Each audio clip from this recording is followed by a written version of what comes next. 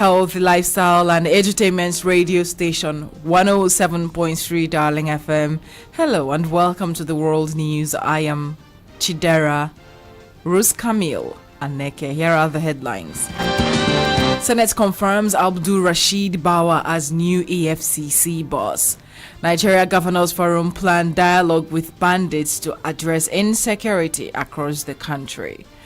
Italy seeks United Nations probe into Democratic Republic of Congo envoys killing. Details shortly.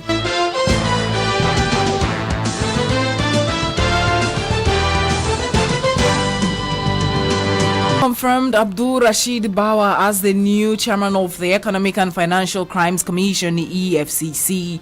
His confirmation comes shortly after he appeared before the upper chamber for his screening. Bawa was accompanied into the Senate chambers by his family members and political associates. He has worked with the anti-graft agency for 16 years and is a certified fraud examiner and anti-money laundering expert. During his screening, Bawa assured that federal lawmakers of his commitment to repositioning the commission by ensuring that the anti-graft agency is in a better place before his tenure expires. He said he will work with strategic partners around the world to see that Nigeria benefits from the repatriation of assets stolen from her coffers.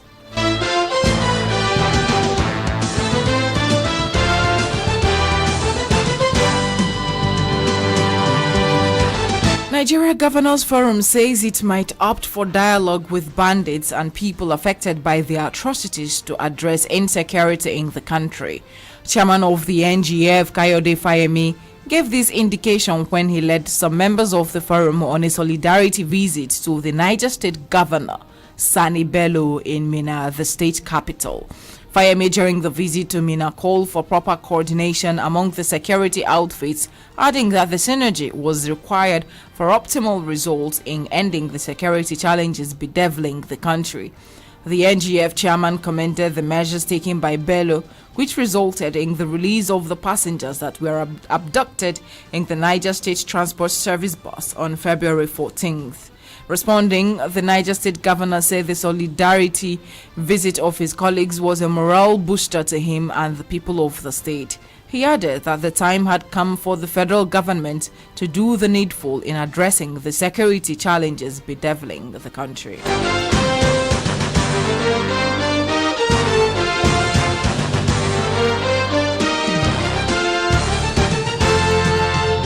Former military President General Ibrahim Badamasi Babangida says the security threats faced by Nigeria at this time can be dealt with. In an interview, General Babangida stated that the nation can overcome its security issues if those in position of authority plan appropriately. He said quashing the threats posed by kidnappers, bandits, and the insurgents require a lot of planning, adding that it is not a short-term plan.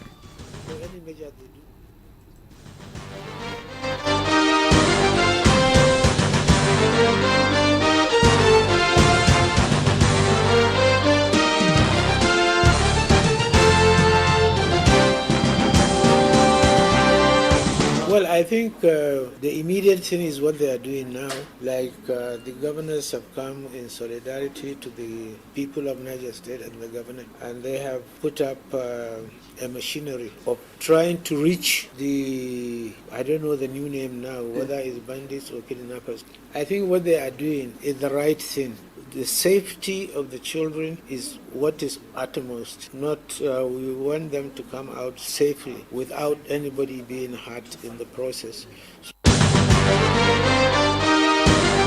General Abubakar said it is sad that citizens are now being seen as strangers and are looked at with suspicion when they leave their states of origin and visit other parts of the country. Measure they take is perfectly okay. In the long term, it requires a lot of planning and thinking. It is something that can be done. This is not the first problem that we ever went through. It can be overcome, and I believe they are talking among themselves. The law enforcement agencies, the police, the military are all working together, from what I was told, trying to map out a new strategy on how to deal with the situation. The elder statesman was of the opinion that the nation must go back to the time when brotherly love existed.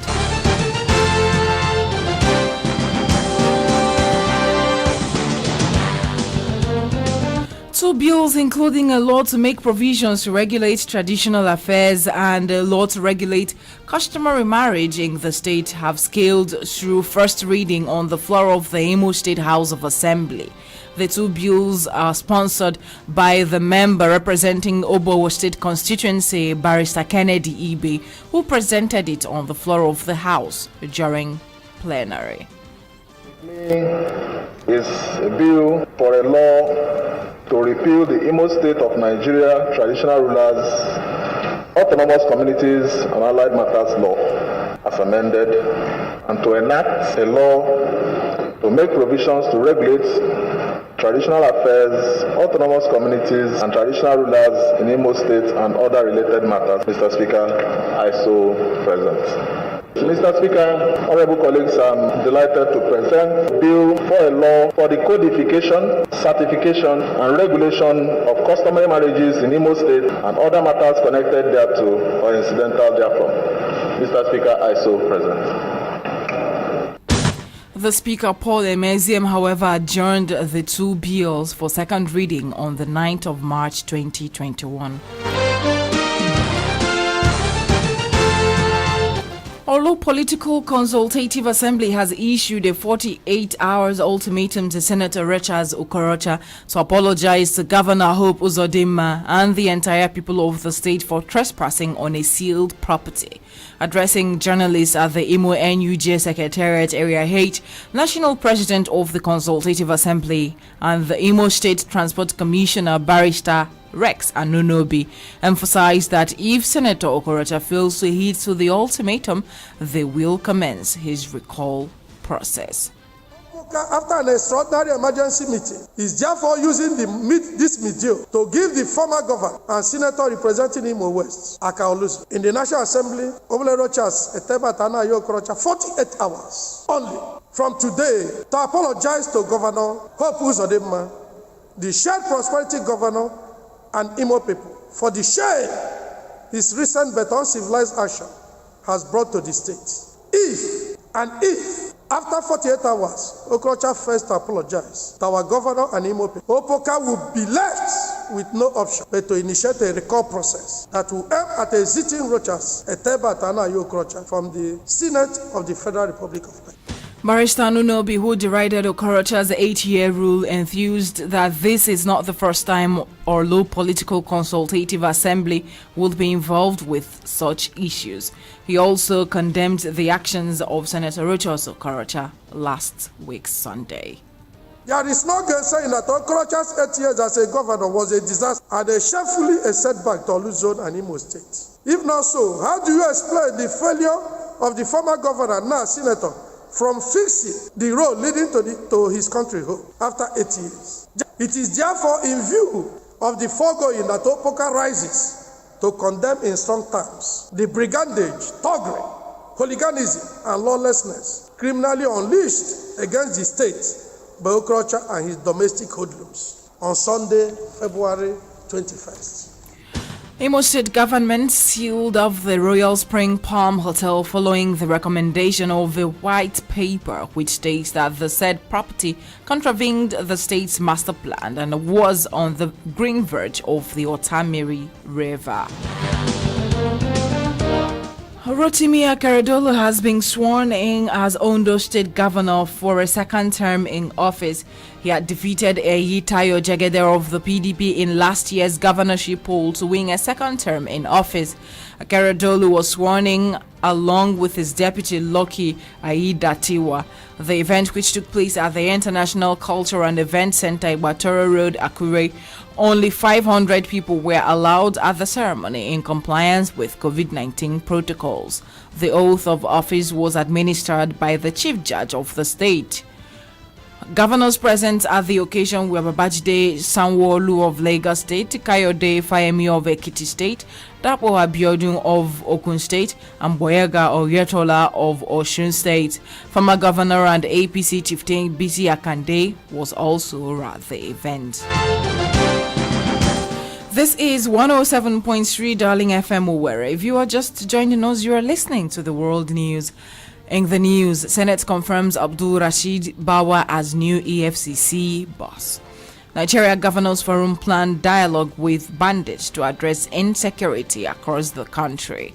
Still to come, Italy seeks United Nations probe into Democratic Republic of Congo envoy's killing. Stay tuned. Missed any of the developing stories during the week?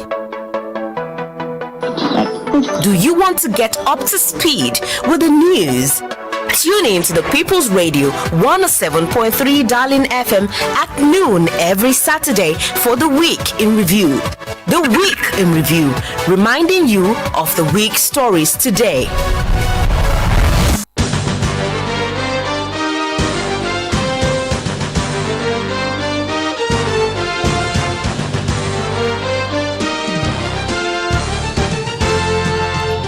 Thank you for staying with us here on 107.3 Darling FM. Now to the foreign scene. Italy says it has asked the United Nations to launch an investigation into the killing of its ambassador to the Democratic Republic of Congo. The envoy Luca Atanasio died after a World Food Programme convoy was ambushed in a dangerous part of the eastern DRC near the border with Rwanda. Luca's Italian bodyguard and Congolese driver were also killed. Italian Foreign Minister Luigi Di Maio told formally asked World Food Programme and the UN to open an investigation to clarify what happened, the reasons behind the security arrangements used, and who was responsible for these decisions. The Democratic Republic of Congo's Interior Ministry blamed the killings on the democratic forces for the liberation of Rwanda, but they rejected the allegation and instead blamed the Rwandan and DRC militaries.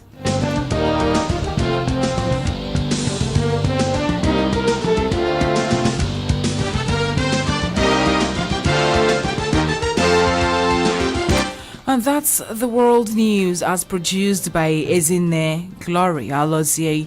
You can reach our news desk for coverage and eyewitness report on 0818 732 5104 or send an email to darlingfmnews@gmail.com. You can also listen to Darling FM from anywhere in the world. Go to www.darlingfm.ng and click to listen. Stay safe and don't forget to wash your hands with soap under running water and use a face mask if you must go out. I am Chidera, Rosecamille, and Aneke. News update is at 5 p.m. Good afternoon.